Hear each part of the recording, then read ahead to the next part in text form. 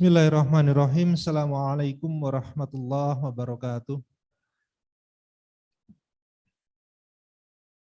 Alhamdulillah nahmaduhu wa nasta'inuhu wa nastaghfiruh wa na'udzu billahi min syururi anfusina wa min sayyiati a'malina may yahdihillahu fala mudhillalah wa may yudlil fala hadiyalah. Asyhadu an la ilaha illallah wa asyhadu anna Muhammadan abduhu wa rasuluh la nabiyya ba'da. Rabbi syrah li sodri wa yassir li amri wahlul 'uqdatam min lisani yafqahu qawli amma ba'du. Bapak Ibu jamaah kajian Ahad pagi yang dirahmati Allah, mas-mas, mbak-mbak, adik-adik semuanya yang semoga Allah selalu berikan keberkahannya, keberkahan di dalam umur, keberkahan di dalam segala urusan. Alhamdulillah kita panjatkan puji syukur kita kehadirat Allah Subhanahu wa taala yang senantiasa memberikan kita karunia, senantiasa memberikan kita kenikmatan, sampai-sampai bahkan ketika kenikmatan Allah itu begitu besar kepada kita semua selaku hambanya, maka sebagaimana yang kita pahami, Allah pernah menantang orang-orang yang selalu menghitung-hitung kenikmatan Allah. Ditantang. Wa in ta'uddu ni'matallahi la tuhsuha. Ditantang. Kalaulah kemudian engkau selalu menghitung-hitung segala kenikmatan yang aku berikan kepadamu, coba dihitung. Berapa banyak kenikmatan yang telah aku berikan kepada kalian semuanya. La tuhsuha. Maka sesungguhnya yakinlah engkau tidak akan mampu untuk menghitungnya. Karena logika kita saja hari ini kita mendapati kesehatan kita yang kita rasakan hari ini begitu nikmatnya luar biasa. Jalan kaki dari rumah menuju majelis ilmu, naik motor tanpa halangan apapun, itu juga merupakan suatu kenikmatan yang besar. Yang seringkali ana, antum, kita semua sebagai manusia, niku sering melupakannya. Karena apa? Karena sudah terbiasa kita mendapati kenikmatan itu. Nikmat sehat yang kita nikmati hari ini, karena saking sudah terbiasanya, kulo kalian panjenengan, niku mendapati kesehatan, rasanya mboten nikmat. Nggih napa mboten? Baru terasa ketika kemudian sakit. Melampah saking griya dugi mriki. Loh, padahal itu satu kenikmatan yang besar. Tapi tidak jarang kita biasa. Tidak merasakan itu sebagai satu kenikmatan. Tidak merasakan itu sebagai satu rezeki yang Allah berikan kepada kita. Karena apa? Karena sudah saking melekatnya di dalam diri kita. Barulah nek nuwun sewu samparane kecocok beling napa duri lah nembe kraos. Oh iya jebul sikil samparan sehat, kaki yang sehat niku lah pol nikmati luar biasa. Logikanya seperti ini Bapak Ibu semuanya. Kalau kemudian Bapak, Ibu nggih diparingi cincin kalian garwane lho. Seneng nggih? Cok diparingi cincin napa mboten? Napa pun dangu mboten nate diparingi garwane. Bu. Diparingi. Bu, coba tangannya membuka gini. Kemudian digletakke cincin emas 19 karat. 19 karat ditaruh di telapaknya Ibu semua. Loh, senang mboten? Senang. Dan itu merupakan suatu kenikmatan. Alhamdulillah ya Allah, matur nuwun Pak matur nuwun Mas, matur nuwun suamiku, kekasihku lah. Dicium, dipeluk. Coba kemudian Bu, tangannya jenenge dibuka gini. Lalu kemudian tidak ada apa-apanya. Apakah kemudian Bapak, apakah kemudian Ibu berterima kasih tetap? Berterima kasih kepada suami, berterima kasih kepada Allah. Padahal di atas telapak tangannya Bapak Ibu tidak ada apa-apa. Mboten nggih? Lah apa iki? Padahal Pak, padahal Bu, ketika kemudian kita tengok telapak tangan kita, Masya Allah, Allah itu memberikan kenikmatan yang luar biasa. Dilengkapilah anggota badan kita, driji kita, tangan kita, otot-otot di dalam tangan kita, loh masih diberikan kesehatan. Tetapi kita tidak pernah kemudian, ya Allah, alhamdulillahirabbil alamin. Tetapi ketika Allah memberikan sesuatu, rezeki, nikmat yang jarang kita dapatkan, loh barulah kemudian kita mengucapkan alhamdulillah. Bersyukur kepada Allah. Karena sesuatu yang itu yang tidak kita miliki. Tapi kalau kita sudah merasa memiliki badan ini, kita sudah merasa memiliki tubuh ini, kita sudah merasa memiliki kesehatan, loh itu bukan kenikmatan lagi. Itu bukan rezeki lagi. Tapi yang namanya rezeki adalah sesuatu yang belum kita miliki. Gini apa mboten?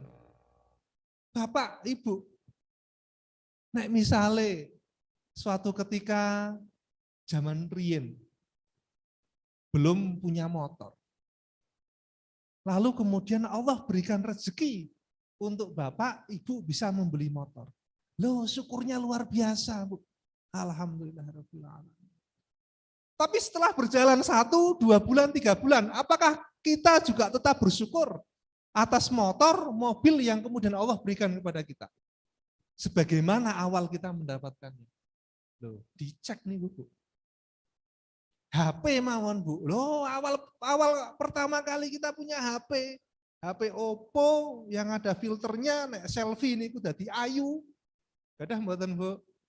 Nah, alhamdulillah kan sakniki senengane ibu-ibu, mbak-mbak kan ngoten niku. Pokoknya luruh HP teknologi enggak penting. Yang penting kameranya bagus untuk foto. Walah, pertama kali mendapatkan HP, sakniki kan sing filtere sae niku nek kagem foto niku kan kadose Oppo nggih napa iPhone. Walah pol bungahe, pol senenge. Coba setelah itu berjalan 1 bulan, 2 bulan. Loh, kita akan menganggap HP ini biasa. Karena itulah manusia. Semakin lama mendapatkan kenikmatan, kenikmatannya itu standar rasa syukurnya itu akan semakin besar. Misal anak-anak kita, Bu, zaman lulus sekolah, lulus kuliah, belum mendapatkan pekerjaan. Setelah itu mendapatkan pekerjaan, waduh alhamdulillah luar biasa, gaji UMR. Lu senangnya luar biasa kita. Tapi setelah berjalan 1 tahun, lele, gajimu kok orang muda-muda. Berarti kenikmatannya, standar kenikmatannya meningkat. Standar syukurnya itu harus meningkat. Yang tadinya UMR Wonosobo itu 1,7 kalau enggak 1,8. Berjalan 1 tahun. Setelah itu lele. Oh, sok perusahaan gajinya orang muda-muda. Kerjanya seaneh loh. Tidak membayangkan ketika dulu belum mempunyai pekerjaan atau belum mendapatkan gaji. Sudah diberikan rezeki oleh Allah melalui pekerjaan itu, melalui gaji itu. Loh, rasa syukur kita itu standarnya malah kita tingkatkan lagi. Bahwa yang 1,7, 1,8 juta itu bukan rezeki. Baru kalau kemudian gajinya naik menjadi 3 juta, itulah rezeki. Naudzubillah min dzalik. Mungkin apa mboten, Bu? Kraos ngoten mboten. Loh sama, saya pun juga kadang-kala demikian. Makanya kemudian kita sama-sama mengingatkan, saling ta'awanu 'alal birri wat taqwa, saling mengingatkan tentang kebajikan, tentang ketakwaan. Loh, jangan dikira orang yang berdiri di sini itu alim, Bu. Mboten, Pak. Saestu lebih alim panjenengan. Hanya kemudian saya kemarin malam itu agak dipaksa oleh Mas Aknan untuk mengisi kajian ini. Loh, padahal saya itu tidak memiliki ilmu apa-apa. Hanya sedikit saja yang kemudian diminta untuk menyampaikan kepada panjenengan semua. Tapi dari situ kita memahami, Bu, kita memahami, Pak, bahwasanya pentingnya kita untuk selalu bersyukur kepada Allah. Dan yang paling mudah ketika kita bersyukur adalah dengan lisan kita mengucapkan alhamdulillahirabbil alamin atas segala situasinya. Ibu pernah, Bapak pernah mendengar satu kisah seorang ulama yang bernama Abu Kilabah. Abu Kilabah ini seorang imam besar, alim ulama di zaman tabi'ut tabi. Zikirnya keren zikirnya. Zikirnya adalah alhamdulillahilladzi faddalani ala katsirin minan nas. Ala katsirin mimman khalaqa tafdila. Loh, alhamdulillah segala puji bagi Engkau ya Allah yang selalu memberikan aku kelebihan dibandingkan kelebihan-kelebihan makhluk lainnya yang Engkau ciptakan. Tentu kita akan membayangkan Abu Kilabah wong dikire we alhamdulillah dia mengucapkan rasa syukurnya atas segala pemberian kelebihan yang Allah berikan kepada dirinya yang tidak diberikan kepada makhluk-makhluk kebanyakan. Loh, tentu kita akan menganggap Abu Kilabah itu adalah sosok orang yang kuat, sugih, sehat, keluarganya makmur, perjalanan dakwahnya gampang. Tapi coba kita baca di sirah, ternyata Abu Kilabah itu adalah seorang ulama, matanya buta, Bu. Matanya buta, kemudian tangannya buntung, lumpuh, berpenyakit. Sampai akhirnya kemudian karena orang-orang tidak mau mendekatinya, dia tinggal di sebuah gubuk di pinggir hutan, sendirian. Hanya ditemani oleh seorang anak kecil yang membantu dia ketika dia berwudu. Lu zikirnya alhamdulillah, Bu. Zikirnya alhamdulillah, Pak. Kita bisa bayangkan gitu. Kalau kita membaca sirah para sahabat, ulama-ulama itu, maka kita akan membayangkan mereka itu selaksa malaikat. Hatinya itu sebening malaikat. Lu luar biasa. Zikirnya aja alhamdulillah. Lu kalau kita mendapati ketika kita mendapati satu masalah, sakit gigi saja. Loh, apakah kemudian kita alhamdulillah? Mboten. Astagfirullah. Ya Allah, kapan nih ora mari-mari ya Allah, loro banget ya Allah. Kan begitu yang kita rasakan. Tapi coba kita bandingkan dengan Abu Kilabah. Matanya buta permanen, Bu. Tangannya buntung, lumpuh, penyakit kulit dijauhi oleh masyarakat. Loh, padahal ulama, Pak. Sampai keluarganya juga enggak ada yang mau mendekat. Hanya anak kecil yang selalu menemani beliau. Oh, wes waktu nih sholat duhur. Anak kecil itu datang membantu Abu Kilabah untuk berwudu. Tapi zikirnya alhamdulillah, Jal. Bandingkan dengan diri kita, ya Allah, ya Allah. Maka kita itu bukan apa-apa. Kalaulah kemudian akhirnya kita membanggakan diri kita hari ini, membanggakan di hadapan saudara-saudara kita, membanggakan diri kita di hadapan orang-orang. Loh, jangan-jangan kita tidak bernilai di hadapan Allah. Kan ada satu hadis, nggih. Berapa banyak manusia yang tidak terkenal di antara penduduk bumi, tapi dia terkenal di antara penduduk langit. Dan berapa banyak manusia yang terkenal di antara penduduk bumi, tapi dia tidak dikenal oleh penduduk langit. Itulah satu gambaran bagi kita hari ini. Ayo Bapak Ibu semuanya, banyak-banyaklah kita mengucapkan alhamdulillah. Karena yang paling ringan cara bersyukur itu adalah dengan mengucapkan alhamdulillah. Ketika lisan kita sudah lazim mengucapkan alhamdulillah, maka hati ini pun akan ikut tergerak. Mungkin 1-2 kali lisannya mengucapkan alhamdulillah, tapi hatinya gerundel. Tapi lazimi mengucapkan alhamdulillah, lazimi bersyukur kepada Allah dengan lisan kita, maka hati kita pun akan lebih mudah cair di dalam rasa syukur kita kepada Allah Subhanahu wa Ta'ala. Masya Allah, baru pengantar saja sudah 15 menit. Selawat dan salam semoga tetap tercurahkan kepada junjungan kita, Nabi besar kita, Nabi Agung Muhammad Sallallahu Alaihi Wasallam, yang senantiasa kita nanti-nantikan syafaatnya, yang senantiasa kita ikuti sunnah-sunnahnya, apapun sunnah itu, bahkan sunnah yang paling ringan pun, semoga kita diberikan keistiqomahan. Karena suatu ketika padang mahsyar itu dihamparkan, lalu kemudian manusia itu meminta syafaat kepada Nabi Adam, maka Nabi Adam menyampaikan, "Loh, jangan sama aku." Lalu kemudian orang-orang itu berbondong-bondong kepada Nabi Nuh, "Loh, jangan sama aku tidak punya hak." Lalu kemudian manusia berbondong-bondong menuju Nabi Ibrahim, "Loh, jangan sama aku enggak punya hak." Lalu kemudian orang-orang meminta lalu kemudian orang-orang berbondong-bondong menuju barisan Rasulullah Muhammad Shallallahu Alaihi Wasallam. Dan orang yang paling mudah mendapatkan syafaat nanti Bu, adalah orang yang istiqomah di dalam menghidupkan sunnahnya. Ibu tahu, Bapak tahu, kenapa dikatakan padang mahsyar? Padang mahsyar itu konturnya itu padang pasir dikatakan dalam satu riwayat yang disampaikan oleh Imam Ibnu Katsir. Itu padang hamparan gurun, Pak, hamparan gurun. Dan ketika kita menginjakkan kaki di padang mahsyar itu, jenengan ngertos pasir hisab, Bu. Pasir hisab ngertos nggih?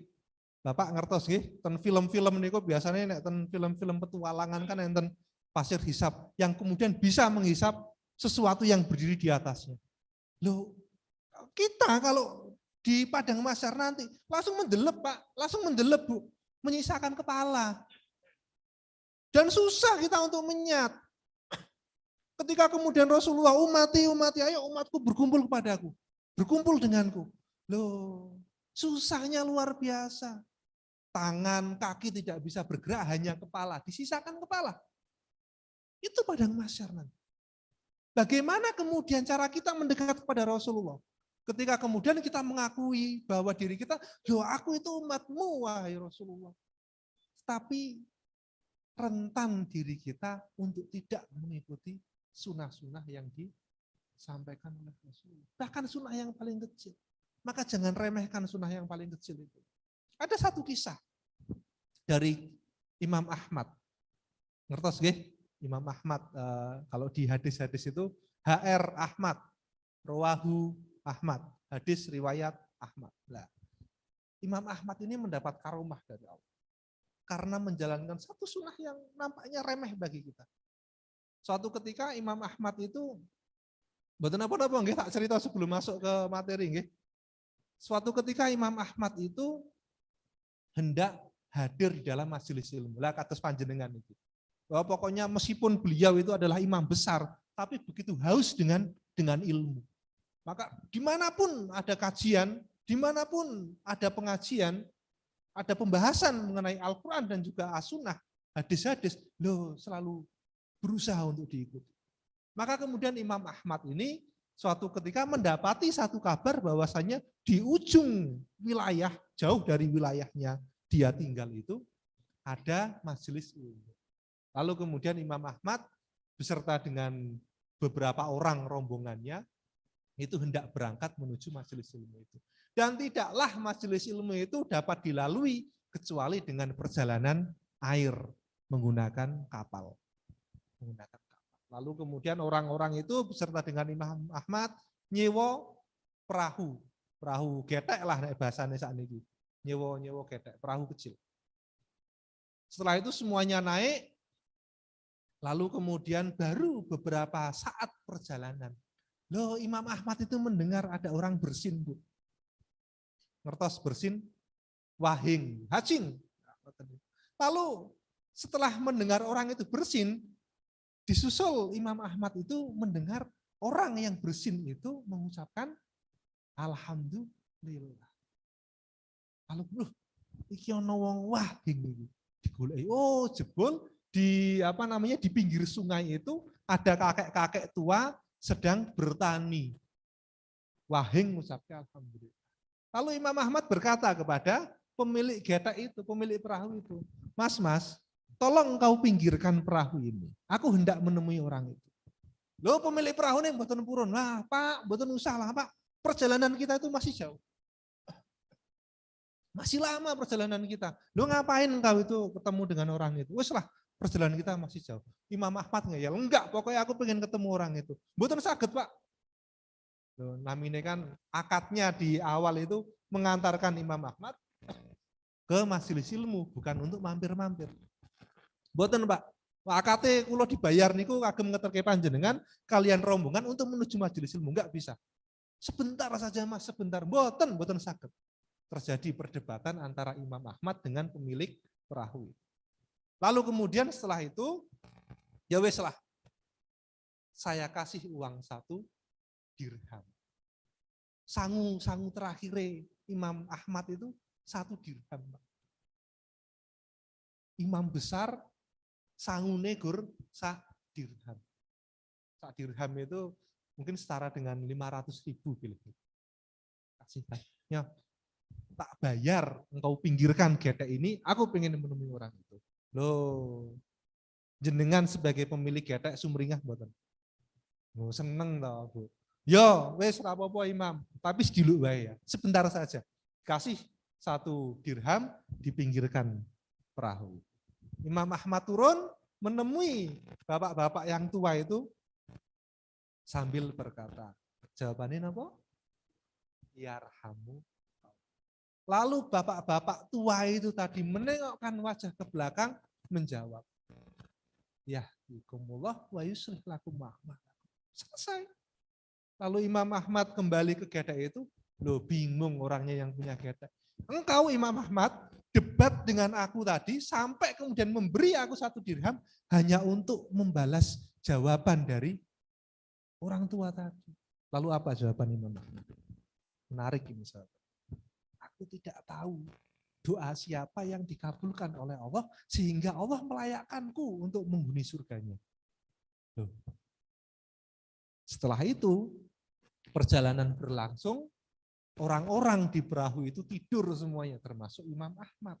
Kecuali pemilik perahu itu karena dia yang harus mengendalikan perahu. Semuanya orang tidur. Setelah beberapa saat, 1 orang terbangun. Tangi dalam keadaan bingung. Sambil tengak-tenguk. Temennya lagi juga bangun. Bingung juga tengak-tenguk.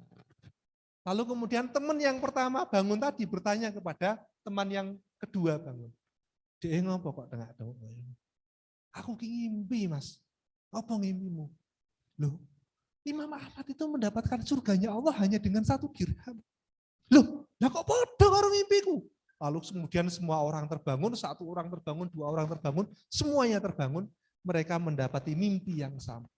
Bahwasanya Imam Ahmad mendapatkan surganya Allah dengan 1 dirham.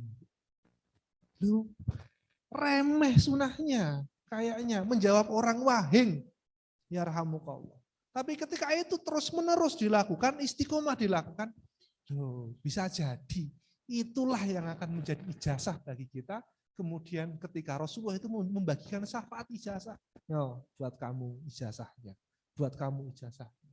Karena engkau adalah termasuk orang-orang yang senantiasa istiqomah berusaha menghidupkan sunnah-sunnah. Bapak Ibu yang dirahmati Allah, kita akan mencoba membahas mengenai tema kita pada pagi hari ini. Adalah dakwahnya dari Nabi Ibrahim alaihissalam.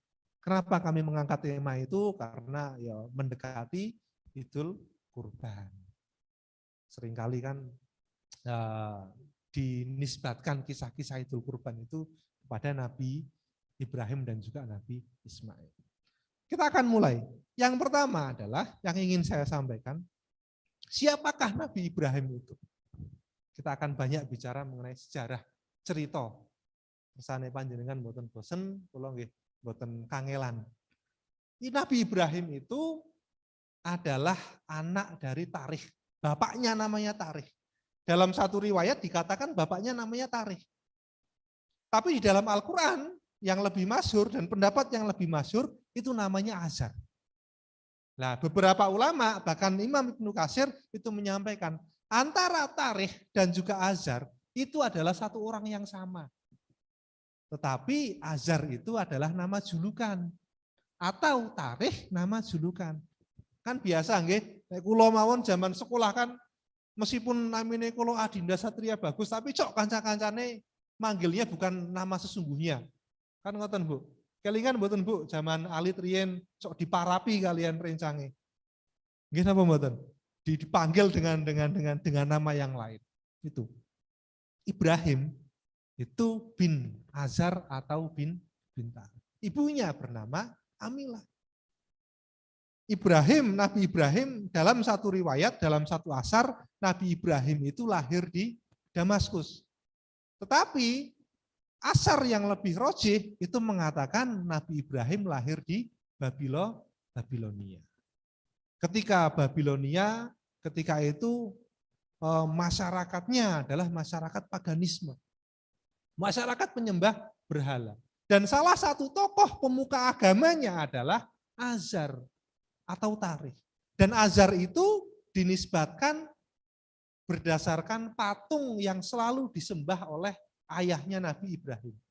Jadi patung yang selalu disembah oleh ayahnya Nabi Ibrahim itu Azar namanya.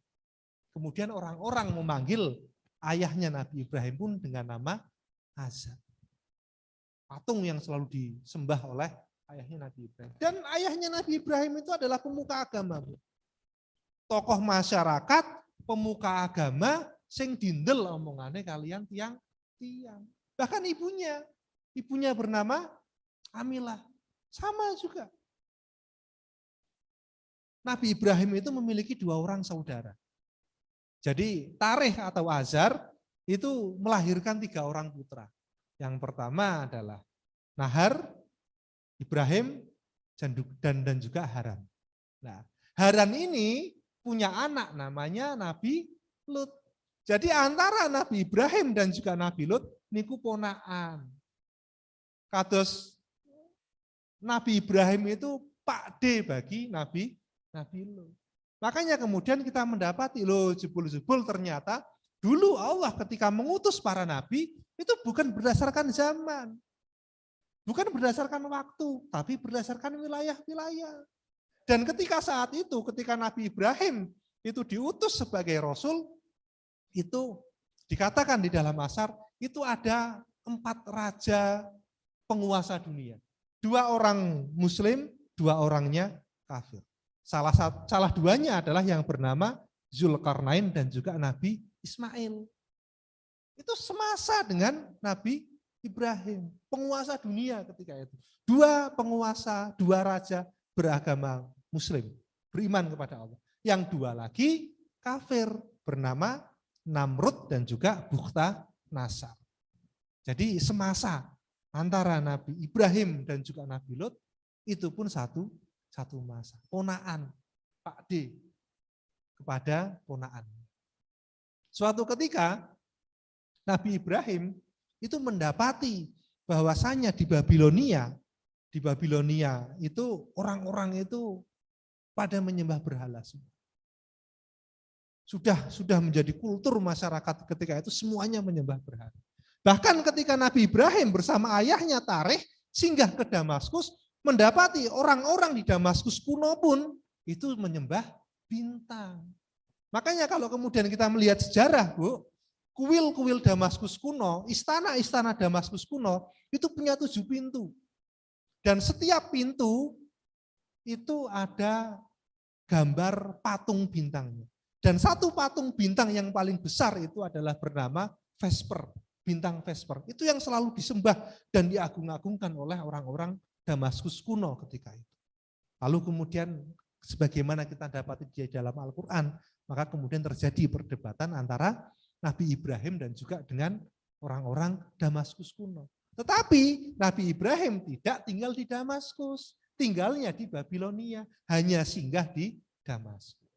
Lalu kemudian setelah diajak singgah oleh bapaknya Tarikh, kemudian kembali ke Babilonia. Di dalam Babilonia ketika itu ada satu perayaan besar, ada satu hari raya besar. Hari raya besar. Semacam perayaan lah. Dan tidak terjadi, perayaan itu tidak dilakukan di wilayah itu, tapi di wilayah yang lain. Lalu kemudian ayahnya Azar itu ngajak Nabi Ibrahim. Nah, ayo melu aku. Tentu nih Pak, kita akan pergi ke perayaan hari raya besar kita. Lalu kemudian Nabi Ibrahim menatap langit. Fanadoro nadim. Lalu kemudian Nabi Ibrahim termenung.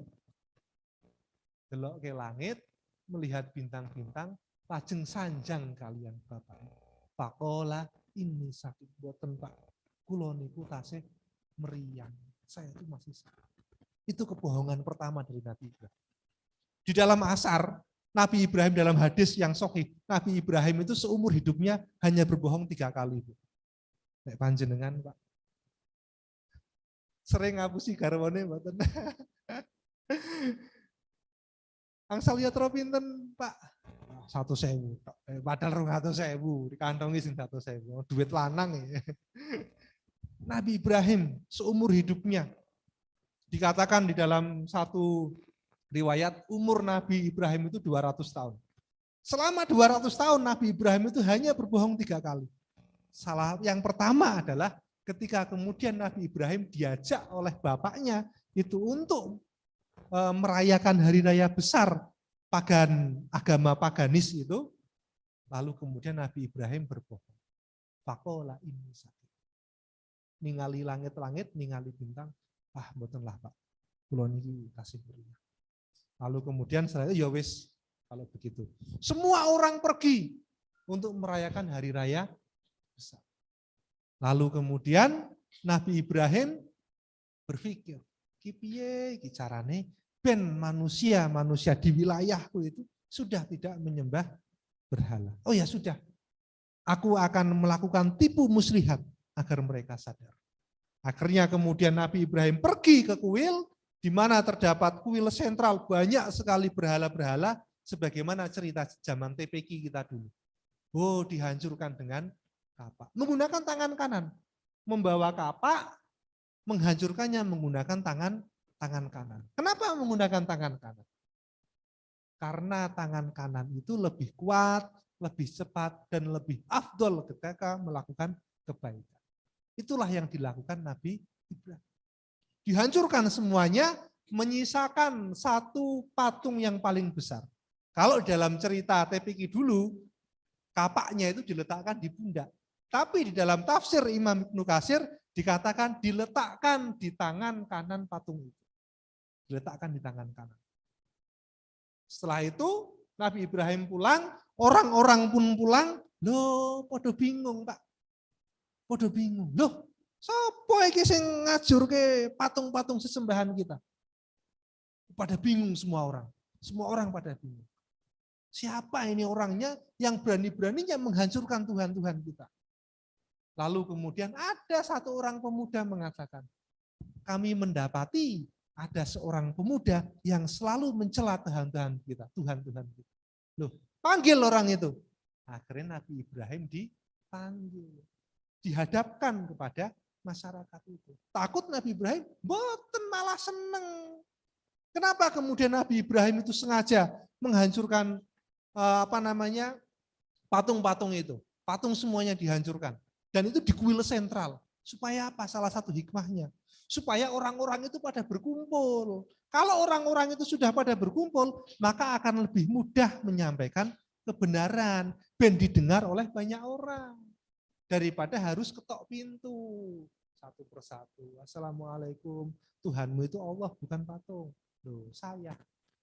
Tapi dengan cara itu, Nabi Ibrahim bertujuan, bersiasat, ben menungso ketika itu kumpul dados tunggal, jadi satu. Atas pengajian, atas persidangan lah. Lalu kemudian dipanggillah Nabi Ibrahim.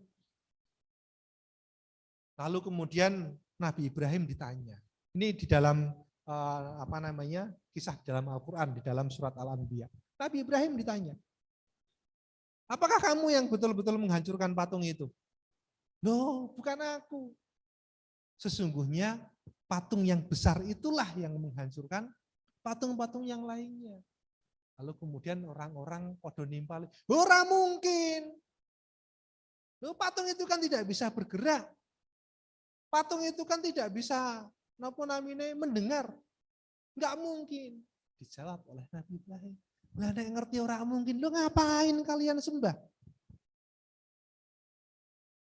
Lalu kemudian orang-orang itu mendebat lagi. Iki pokoknya tetap ora mungkin patung iki. Mesti kamu ya. Lalu Nabi Ibrahim berkata, coba engkau tanyai patung yang besar itu. Suruh dia bicara. Loh, orang-orang menimpali lagi. Loh, ora mungkin. Loh, patung itu nggak bisa bicara kok. Nggak bisa mendengar, nggak bisa melihat. Ditimpali lagi oleh Nabi Ibrahim. Lah kalau engkau tahu kayak gitu, lah ngapain engkau sembah? Loh, tetap ngeyel. Lalu kemudian tokoh-tokoh pemuka agamanya ketika itu menyalahkan para pemuda yang seharusnya menjaga kuil itu. Ini adalah kesalahan kalian dan kalianlah yang berbuat dolim. Lalu dikatakan di dalam Al-Quran, pemuda-pemuda itu orang-orang yang seharusnya menjaga kuil itu tertunduk isin. Dumei kalih wong tua. Kados misalnya pemuda Muhammadiyah, dumei kalih bapak-bapak napa Muhammadiyah, dumei tertunduk. Tapi kalau pemuda sekarang kan enggak. Yang penting itu kan lebih baik meminta maaf daripada meminta izin. Kalau anak muda kayak gitu, Bu, terus dimaklumi mawon. Betul apa? Tertunduk orang-orang itu. Tertunduk, lalu kemudian karena mereka itu sudah kalah argumennya, tidak bisa melawan argumen logis yang disampaikan oleh Nabi Ibrahim, loh, menggunakan cara kekerasan akhirnya. Ya wes, bakar we Nabi Ibrahim. Akhirnya semua orang sepakat, satu wilayah itu, Bu, tidak ada yang beriman. Satu wilayah itu. Banyaknya orang-orang kafir ketika itu yang mendurhakai ketauhidan dari Allah. Lalu kemudian disuruh mengumpulkan, semua orang disuruh mengumpulkan kayu-kayu. Dikumpulkan kayu-kayu itu. Jadi kan bayangkan, gitu. Satu wilayah, kadusnya Wonosobo lah. Semua orang di Wonosobo diminta untuk menyumbangkan kayu untuk membakar Nabi Ibrahim. Semuanya wajib. Jenengan bisa membayangkan betapa tingginya, betapa besarnya susunan kayu-kayu itu. Saking agengnya, saking tingginya, selaksa gunung kayu yang siap membakar Nabi Ibrahim. Bahkan dikatakan di dalam Asar, ada seorang wanita tua ketika dia sakit keras, lalu dia bernadar. Wahai Tuhanku, kalih patung sanjang, wahai Tuhanku, kalau kamu memberikan aku kesehatan, aku bernadar, aku akan sumbangkan kayu-kayu yang aku punya untuk membakar Ibrahim. Loh, orang sakit keras saja itu sampai bernadar, saking bencinya dengan Nabi Ibrahim. Nadarnya apa? Nadarnya kalau diberikan kesembuhan, mau menyumbangkan kayu-kayu yang dia miliki di kebunnya, ditebangi semua untuk membakar Ibrahim. Loh, bisa bayangkan gitu, betapa besarnya. Bos mungkin kalau sama masjid ini jelas lebih besar lagi. Susunan kayu-kayunya itu lebih tinggi dan lebih besar lagi. Lalu setelah semuanya terkumpul, terjadilah upacara untuk membakar Nabi Ibrahim. Kalau di gambar flyer kajian saya yang ini kan Nabi Ibrahim ditaleni di tengah api. Boten jebul, salah niku gambari. Yang benar adalah itu ada susunan kayu-kayu yang sangat banyak sekali. Lalu kemudian ada seorang pemuda yang bernama Haizan. Itu membuat manjanik. Ngertos manjanik, Pak? Ngertos nggih? Dalam? Nggih, pelontar. Nah, kalau Bapak Ibu ngelihat di film-film kolosal, ada alat yang untuk melemparkan batu, menghancurkan benteng-benteng musuh. Lah kados niku. Niku namine manjanik. Yang membuat orang pemuda bernama Haizan. Yang kemudian dihukum oleh Allah terbenam di dalam bumi sampai hari kiamat. Karena telah membuat manjanik yang digunakan untuk melontarkan Nabi Ibrahim ke dalam api, masuk ke dalam api. Lalu kemudian di Asar itu disampaikan bahwasanya ketika Nabi Ibrahim itu hendak diletakkan di manjanik itu posisinya tangan itu ditali di belakang pundak. Atas ngeten niku.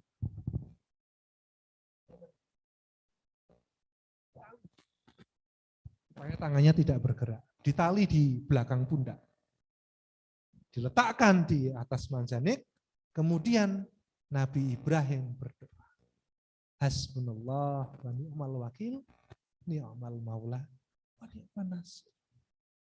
Dilontarkan setelah itu, Bu, siji, loro, telu, yes. Dilontarkan. Nah, ketika terbang di atas, malaikat Jibril itu bertanya kepada Ibrahim, Ibrahim, ada perlu apa engkau? Nabi Ibrahim tidak menjawab. Jawabannya apa? Tidak pada engkau, wahai Jibril. Keperluanku hanya pada Allah. Loh, tercengang Jibril menawarkan bantuan, padahal Nabi Ibrahim itu hendak di ujung mautnya mau dilemparkan ke dalam api yang begitu besarnya, ditawani bantuan kalian malaikat Jibril. Ada keperluan apa engkau Ibrahim? Tidak padamu. Loh, dijawab langsung, ora. Aku ora butuh sampean wahai malaikat Jibril. Yang aku butuhkan adalah Allah. Lalu kemudian malaikat hujan pun juga sama. Tanglet kalian Gusti Allah. Wahai ya Allah, kapan engkau memerintahkan aku untuk menurunkan hujan? Lalu kemudian Allah berfirman, wahai api, jadilah dingin dan jadilah penyelamat bagi Ibrahim. Loh, kekuasaan Allah itu lebih cepat daripada malaikat ketika nanti menurunkan hujan. Dan malaikat yang diperintah itu untuk turunkan hujan, loh itu tetap kebakar Nabi Ibrahim. Tapi keputusan Allah itu lebih cepat, kuasa Allah itu lebih kuasa. Wahai api, jadilah dingin dan jadilah penyelamat bagi Ibrahim. Kalaulah kemudian dikatakan oleh Imam Ibnu Katsir, kalaulah kemudian Allah tidak sanjang, jadilah penyelamat bagi Ibrahim, maka api yang dingin itu juga akan membunuh Ibrahim karena saking dinginnya. Tapi kemudian Allah berkata, jadilah penyelamat bagi Ibrahim. Kemudian api itu menjadi dingin. Nabi Ibrahim terlontar masuk ke dalam api itu, tidak merasakan panasnya, tidak ada satu goresan luka. Yang menarik adalah Bapak Ibu semuanya, Nabi Ibrahim di dalam api itu 40 hari. Loh, kebayang nggih berarti kebayang napa namine apine gedene kados napa, kayune niku kathahe kados napa. Loh 40 hari. Sakniki kula kalian panjenengan tentawon mawon bakar kayu. Lah wis rasa panasnya luar biasa. Loh ini 40 hari, Pak. Sebesar apa coba itu? Sampai dikatakan di dalam Asar, tidak ada api yang paling besar dari zaman Nabi Adam diciptakan sampai dengan saat itu, kecuali api yang membakar Ibrahim. Belum pernah ada api yang paling besar ketika itu. Lu semua orang itu ngumpul ke kayu untuk membakar Nabi Ibrahim. Sekarang kalau satu orang saja, satu penduduk saja, satu masyarakat, satu orang, itu nggawa sak gendongan. Loh, Wonosobo saja ada berapa penduduknya berapa Mas? Wonosobo. Loh, 800.000 gendongan Bu, kayu. Wow. 40 hari membakar Nabi Ibrahim. Lalu kemudian orang-orang yang melihat Nabi, loh, ini kok orang mati-mati. Selama 40 hari. Sampai kemudian ibunya Amilah itu berkata kepada Ibrahim, Ibrahim, wahai anakku, berdoalah engkau kepada Tuhanmu agar aku bisa masuk ke dalam api itu. Dan aku tidak terbakar. Nggih, Bu. Lalu kemudian Nabi Ibrahim berdoa kepada Allah supaya menyelamatkan ibunya yang hendak masuk ke dalam api itu. Lalu kemudian ibunya berjalan masuk ke dalam api itu, mencium kening Ibrahim, memeluk Ibrahim. Keluar lagi dari api itu. Loh, orang-orang tercengang. Wedian iki kok iso kaya ngono ya. Nah, kan bahasane Wonosobo kan nonton iki, ngawur iki. Nah, sihir ini pasti sihir. Itu baru ibunya. Lalu kemudian bapaknya Hajar itu berkata kepada Ibrahim, Ni'mar robuka ya Ibrahim. Itu adalah perkataan yang paling baik yang diucapkan oleh ayahnya Ibrahim. Ni'mar robuka ya Ibrahim. Sebaik-baik Rob, sebaik-baik Tuhan, itu adalah Tuhanmu, wahai Ibrahim. Ngantos bapake sanjang ngoten niku. Karena melihat bagaimana mukjizat yang diberikan Allah kepada Nabi Ibrahim, dibakar 40 hari, mboten kenging napa-napa. Tidak merasa terbakar.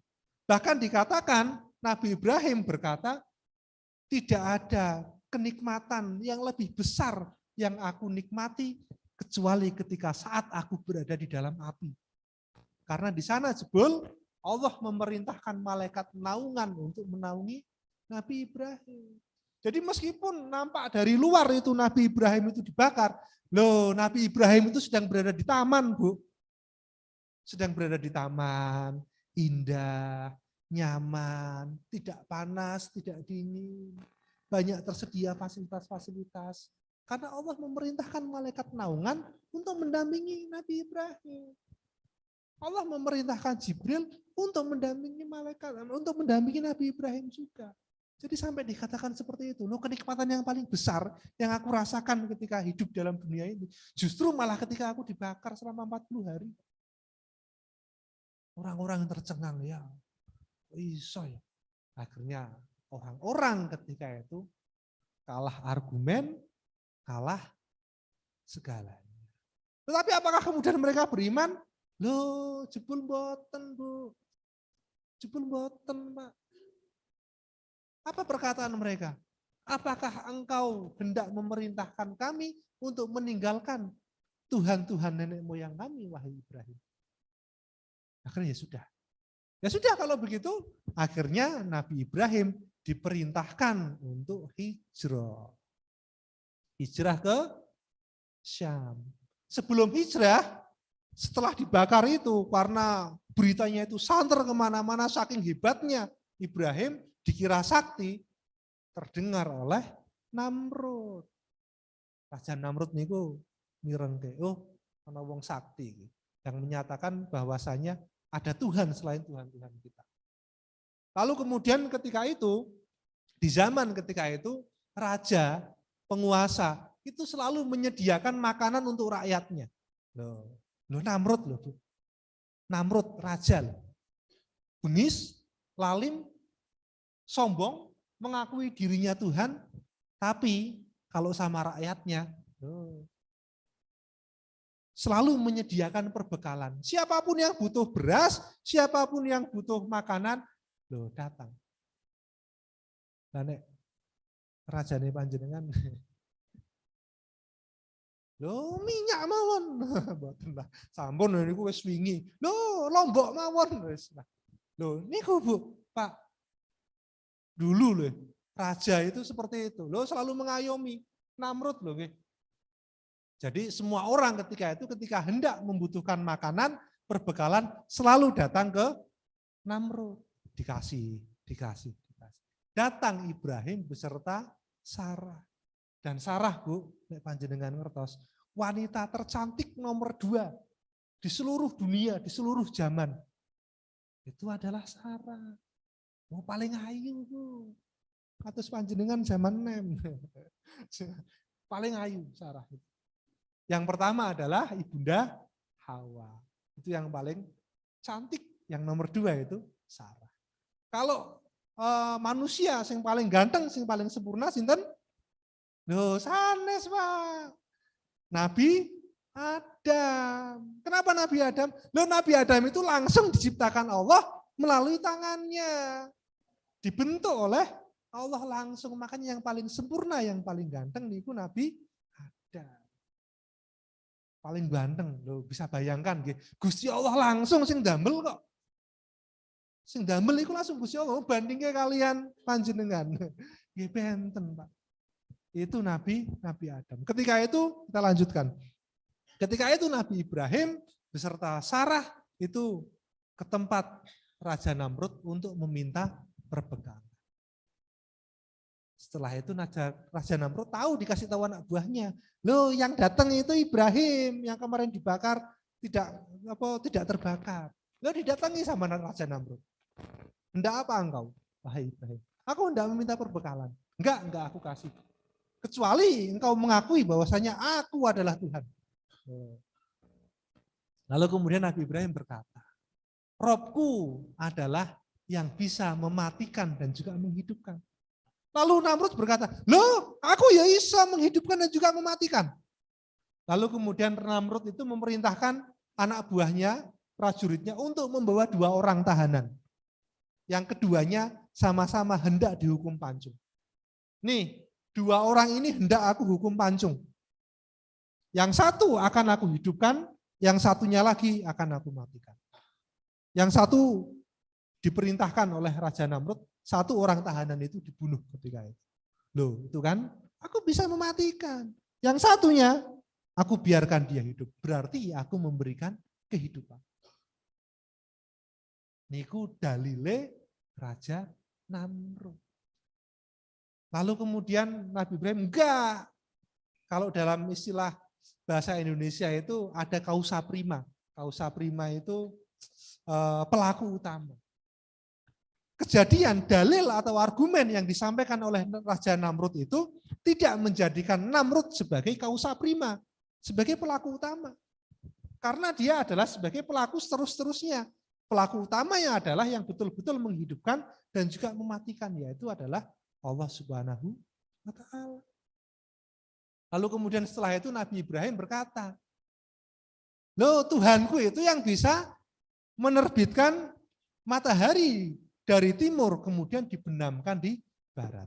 Maka terbitkanlah matahari dari barat. Loh kelekep Bu. Raja Namrud kelekep, boten saged napa. Ya sudah, pergi engkau tidak aku beri berbekalan. Lalu kemudian karena si Nabi Ibrahim ini bingung, tidak mendapatkan apa-apa. Lalu kemudian Sarah itu disuruh pulang duluan. Dia mulia bisa. Lalu tas ranselnya Nabi Ibrahim itu diisi pasir. Diisi pasir, pulang ke rumah, diletakkan di sudut ruangan. Lalu kemudian Nabi Ibrahim tidur. Sebelum tidur berdoa kepada Allah untuk diberikan rezeki dalam bentuk berbekalan. Setelah itu Nabi Ibrahim bangun, bingung loh. Kok di meja kok banyak sekali makanan. Lalu kemudian bertanya kepada Sarah, dari mana engkau mendapati makanan ini? Loh dari tasmu wahai suamiku. Masya Allah. Jebul pasir yang tadinya itu ditaruh di dalam tas itu diganti oleh Allah menjadi berbekalan. Itulah sejarah dari Nabi Ibrahim. Keren gitu. Masya Allah. Makanya kemudian Nabi Ibrahim itu dikatakan sebagai kesayangan Gusti Allah. Tetapi kesayangan Gusti Allah nomor kalih niku Nabi Ibrahim. Kesayangan Gusti Allah yang pertama itu adalah Nabi Muhammad. Ketika Nabi Muhammad itu menyampaikan, aku akan diberikan 3 hal. Yang salah satunya nanti akan diberikan di akhirat. Yang bahkan Ibrahim pun akan iri dengan. Artinya apa? Berarti ada sesuatu hal yang tidak Allah berikan kepada Nabi Ibrahim, tapi Allah berikan kepada Nabi Muhammad. Itulah dalil, itulah salah satunya yang menjadikan Nabi Muhammad itu derajatnya, kesayangannya, derajat kecintaan Allah kepada Nabi Muhammad itu lebih tinggi daripada Nabi Ibrahim. Janjane kisahnya tasih dawa sangat. Dereng mangkeh ketemu kalih Ibunda Hajar. Dereng mangkeh Nabi Ismail. Lahir Nabi Ishak. Dari Nabi Ishak kemudian melahirkan Nabi Yakub. Lalu kemudian kisah bagaimana nanti Nabi Ibrahim menemani dakwah Nabi Lut dan juga yang lainnya. Ning gandeng wekdalipun sampun jam 7 lebih 7 menit, nggih tak cukupkan sekian. Insya Allah ketika ada waktu lagi nanti diberikan kesempatan kula kalian panjenengan kita sama-sama belajar lagi, kita sama-sama saling mengingatkan, saling menimba ilmu semata-mata untuk meningkatkan keimanan dan juga ketakwaan kita semua. Mekanten Bapak Ibu yang dirahmati Allah, kurang lebihnya mohon maaf. Billahi fisabilil haq fastaghfirul khairat astaghfirullahaladzim. Wassalamualaikum warahmatullahi wabarakatuh.